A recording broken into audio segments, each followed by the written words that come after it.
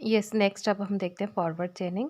So forward चेनिंग जो है ये आपका डेटा ड्रिवन रीजनिंग होता है, जिसमें based on the existing data आप कुछ नए कंक्लूजन्स को क्या करते हैं, डिराइव करते हैं। Okay, so in forward चेनिंग system, या इसको फॉरवर्ड रीजनिंग भी बोलते हैं। ठीक है, फॉरवर्ड चेनिंग या फॉरवर्ड रीजनिंग एग्जाम में पूछता है 7 मार्क्स का generally. Okay, so in forward चेनिंग system starts from a set of facts and rules and tries to find a way so that we deduce conclusion. Okay, also it is called data driven reasoning starts from set of data and ends up at the goal.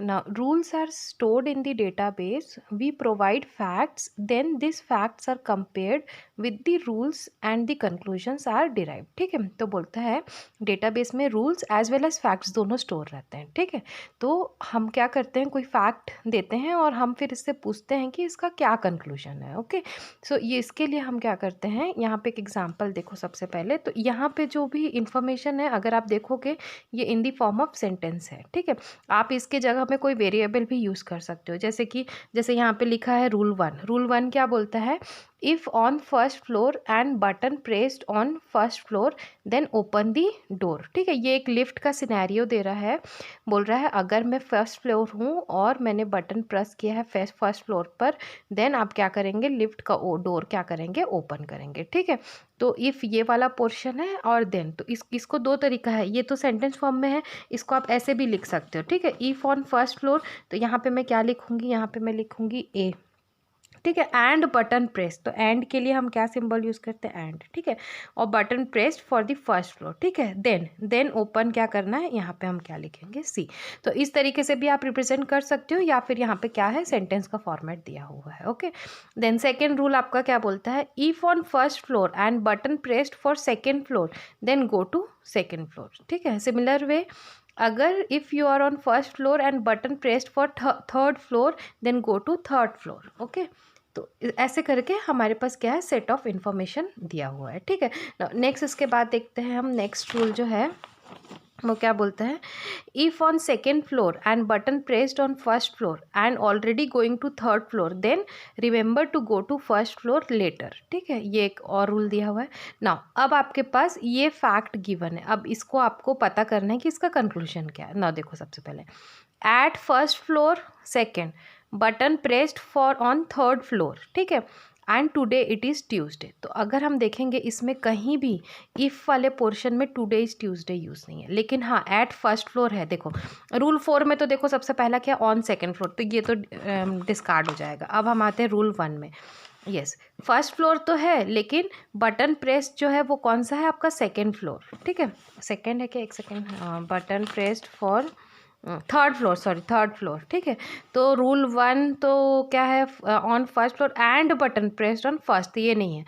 If on first floor and button, ये भी नहीं है। And third, if on first floor and button, yes, तो ये वाला दोनों fact इसके लिए क्या हो गया, ट्रू हो गए। तो जैसे ही ये रूल 3 के दोनों कंडीशन ट्रू हो जाएंगे देन कंक्लूजन क्या निकलेगा, गो टू थर्ड फ्लोर। तो अब हमारा इसका कंक्लूजन, तो इस स्टेटमेंट का कंक्लूजन क्या निकला हमारे पास, कि गो टू थर्ड फ्लोर, ये अब मेरा कंक्लूजन निकला। ठीक है, और यहाँ पे जो फैक्ट नंबर 3 है ये इग्नोर्ड हो गया, क्योंकि इसका कोई भी मैचिंग एंटीसीडेंट हमको नहीं मिला हमारे रूल में। ठीक है, तो इस तरीके से क्या करता है फॉरवर्ड चेनिंग, जो भी कंडीशन में आपका गिवन रहता है या जो भी फैक्ट रहता है उसको एंटीसीडेंट या लेफ्ट हैंड साइड से कंपेयर करता है, और जैसे ही कोई सही वाला कंपैरिजन, मेरे को ट्रू वाला एंटीसीडेंट वाला पोर्शन मिल जाता है, तो उसका जो भी कंक्लूजन रहता है वो आपको आउटपुट में क्या कर देता है, दे देता है। ठीक है, तो इस तरीके से हमारा ये फॉरवर्ड चेनिंग क्या करता है, काम करता है। ठीक है, यहाँ पे एक और टॉपिक आता है, इसे हम बोलते हैं कॉन्फ्लिक्ट रेजोल्यूशन। ठीक है, सो कॉन्फ्लिक्ट रेजोल्यूशन क्या होता है, कभी कभी ऐसे केस आएंगे जब आपके पास, देखो यहाँ पे एक सिचुएशन है, देखो if it is cold, if it is cold, if it is cold, 3 rule है, तीनों का एंटीसीडेंट सेम है। If it is cold then क्या करना है, वेयर अ कोट, या देन स्टे एट होम, या देन टर्न ऑन हीट। तो इस टाइप के, अब अगर मैं पूछूँ इट इज़ कोल्ड, ठीक है, तो अब आपको इट इज़ कोल्ड का कंक्लूजन डिराइव करना है। तो जनरली यहाँ पे क्या होगा, मल्टीपल हमारे पास क्या है रूल्स है जिसका एंटीसीडेंट सेम है, तो मेरे पास 3 कंक्लूजन निकल जाएगा।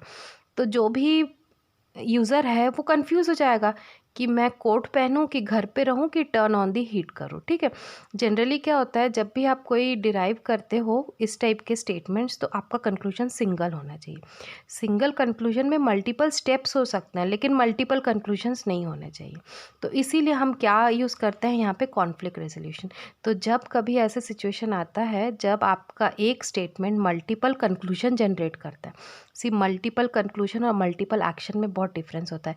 एक कंक्लूजन में मल्टीपल एक्शन हो सकता है, जैसे यहाँ पे हो सकता है wear a coat and stay at home, ठीक है। तो ये एक सिंगल कंक्लूजन है, लेकिन इसमें मल्टीपल एक्शंस है, ये चल जाएगा, लेकिन मल्टीपल कंक्लूजन्स नहीं चलेंगे। तो इस केस में हम क्या कर रहे हैं, हम बोल रहे हैं कोई कॉन्फ्लिक्ट रेजोल्यूशन का तरीका। तो कॉन्फ्लिक्ट रेजोल्यूशन तब करना पड़ता है जब आपको मल्टीपल कंक्लूजन मिलता है। तो इसके लिए 3 चीज़ें हैं करने के लिए। पहला, प्रायोरिटी सेट कर लो। अगर इट इज़ कोल्ड है तो प्रायोरिटी आप दे दो कि ये कोल्ड में प्रायोरिटी आपको क्या करनी है, टर्न ऑन हीट करनी है कि सेकेंड होम में रहना है या कोट पहनना है, ठीक है। तो ये प्रायोरिटी सेट कर दो, तो इसके हिसाब से जो हाईएस्ट प्रायोरिटी वाला स्टेटमेंट रहेगा वो कॉल हो जाएगा। और सेकेंड आपका तरीका है लॉन्गेस्ट मैचिंग स्ट्रैटेजी। क्या होता है ना, कभी कभी मल्टीपल फैक्ट्स होते हैं, तो मल्टीपल फैक्ट्स में सपोज 3 फैक्ट्स है जिसमें एक जो है तीनों को सेटिस्फाई करता है, एक सिर्फ 2 को सेटिस्फाई करता है। तो इन दैट केस आप क्या करेंगे, लॉन्गेस्ट मैचिंग स्ट्रैटेजी को क्या करेंगे, यूज़ करेंगे, ठीक है। And last, most recently added. तो इन सपोज ये पुराने ही एग्जाम्पल में सबसे रिसेंट में सपोज एडेड रहता आपका स्टे एट होम, तो आप क्या करेंगे, उसको यूज़ करेंगे, ठीक है। तो कॉन्फ्लिक्ट कब होगा, जब मल्टीपल कंक्लूजन आएंगे। तो मल्टीपल कंक्लूजन के बीच में आप आइदर प्रायोरिटी दे सकते हो या लॉन्गेस्ट मैचिंग स्ट्रैटेजी को यूज़ कर सकते हो, या फिर आप क्या कर सकते हो, जो मोस्ट रिसेंटली एडेड है उसको आप क्या कर सकते हो, यूज़ कर सकते हो, ठीक है। सो इस तरीके से आप क्या करेंगे, फॉरवर्ड रीजनिंग करेंगे, ठीक है। नेक्स्ट अब इसका एक एग्जांपल मैं आपको दिखाती हूँ। यस, अब यहाँ पे एक एग्जांपल देखिए। सो यहाँ पे बहुत सारे एंटीसीडेंट है, मेरे पास 5 एंटीसीडेंट है, 5 कंक्लूजन्स है, या कंक्लूजन या कॉन्सिक्वेंट्स है, ठीक है। और गिवन ये मेरे पास रूल्स अवेलेबल है, रूल 1 से लेके रूल 7 तक अवेलेबल है, ठीक है। अब ये रूल का यहाँ पे डेफिनेशन दिया है, जैसे इफ़ वाला पोर्शन आपका लेफ्ट हैंड साइड में आएगा और एल्स वाला पोर्शन कहाँ आएगा, आपका राइट हैंड साइड में, ओके ना। हमको प्रूफ करना है ये A3 एंड A2 अगर ट्रू है तो कंक्लूजन क्या निकलेगा आपका C6, ठीक है ना। फॉरवर्ड चेनिंग है तो इसलिए हम किससे स्टार्ट करेंगे, हमेशा लेफ्ट हैंड साइड से, एंटीसीडेंट से स्टार्ट करेंगे, ओके ना। सबसे पहले देखो A3 एंड A2 दोनों को लेते हैं, ठीक है। अब A3 एंड A2 कौन से रूल में है, देखो यहाँ पे A3 से देखो यहाँ पे अब A3 एंड A2 है ना, तो रूल अभी रहन दो। सबसे पहले इसमें इन्फर्ड कौन से हुए, तो A3 एंड A2 में जो इन्फर्ड आपके पास एंटीसीडेंट है वो क्या है आपका A3 एंड A2। तो अब हमको A3 और A2 लेके कुछ ढूंढना पड़ेगा रूल्स, ठीक है। तो अब सबसे पहले A3 से लिए हैं तो कॉन्सिक्वेंट क्या मिला C3, तो कौन सा रूल फायर किया, रूल नंबर 3 फायर किया और कॉन्सिक्वेंट क्या मिला C3, तो ये भी ऐड हो गया, ठीक है। अब नेक्स्ट, अब उसके बाद देखो C3 को लेके कुछ है या A2 को लेके, तो देखो यहाँ पे A3 एंड C1 है, C1 तो नहीं है मेरे पास, A1 नहीं है यहाँ पे। यस, A2 एंड C3 है, तो अब A2 एंड C3 लेंगे। सो A2 एंड C3 लेंगे, ठीक है। तो इससे ये रूल नंबर कौन सा है आपका 4 है, और यहाँ पे फायर्ड क्या हो गया आपका C4 फायर्ड हो गया, ठीक है। नाउ C4 से क्या फायर्ड होगा आपका C5, तो हम C4 लेंगे रूल नंबर 5, और फायर्ड क्या हो गया आपका C5, और C5 जो है C5 से फायर क्या हो जाएगा आपका C6, तो C5 लिया रूल नंबर 7 और फायर क्या हो गया C6, तो यहाँ क्या हो गया, गोल मेरे को मिल गया। तो A3 एंड A2 से स्टार्ट किया था और यहाँ पे गोल मेरे को मिल गया C6, तो यस इसी को हम क्या बोलते हैं, फॉरवर्ड चेनिंग बोलते हैं, ओके। अब इसका बैकवर्ड चेनिंग हमेशा कॉन्सिक्वेंट को लेकर चलता है, ठीक है। तो अब बैकवर्ड चेनिंग देखते हैं, देखो यहाँ पे, ठीक है। अब यहाँ पे हम कॉन्सिक्वेंट, तो प्रूफ किसको करना था C6, ठीक है। C6 को देखें तो रूल, अब C6 को अगर हम देख रहे हैं तो C6 देखना है किस में है यहाँ पे, ठीक है। तो अगर हम यहाँ देखेंगे C6 देखो किस में है आपका, C6 जो है यहाँ पे किस में आ रहा है आपका C5 में, ठीक है।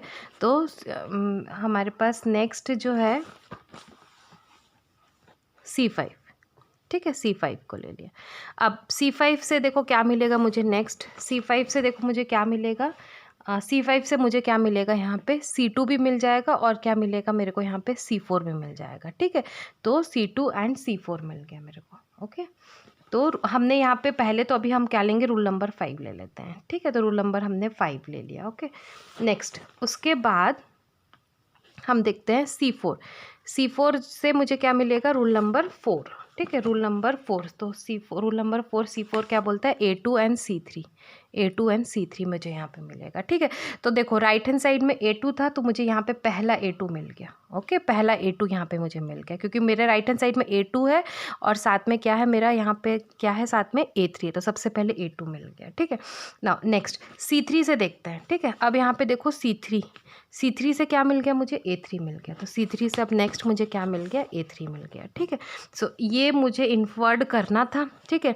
तो इनिशियली C6 से मुझे क्या मिला, C5 से क्या मिला, C4 से फर्स्ट टाइम मुझे क्या मिल गया, C3 और A2, फिर इस C3 से यहाँ पे क्या मिला, C3 से मुझे क्या मिल गया, A3, तो मेरा A2 भी इन्फर्ड हो गया, A3 भी इन्फर्ड हो गया, हैंस ये जो मेरा C6 है ये क्या हो गया, ट्रू है, मतलब हैंस जो मैं प्रूव करना चाह रही थी, प्रूव क्या करना चाह रही थी कि A2 एंड A3 ये दोनों मिलके क्या देंगे मुझे, C6, हैंस क्या हो गया, ये प्रूफ हो गया, ठीक है।